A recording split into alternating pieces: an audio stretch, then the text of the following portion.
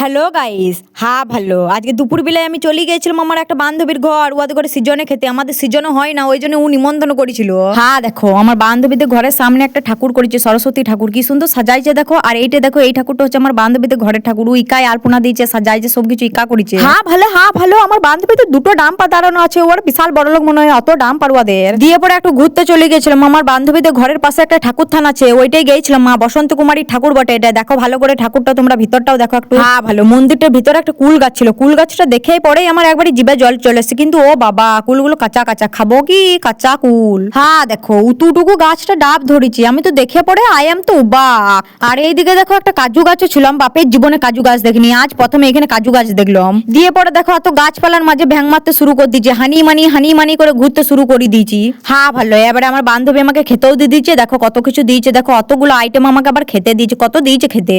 খেয়ে দিয়ে একবার পেটটা লোড হয়ে গেছে, দিয়ে একটু জোয়ানও খেয়ে নিলাম। হ্যাঁ ভালো। খেয়ে দিয়ে আমার বান্ধবীকে টাটা বলে ঘর চলে গেলাম।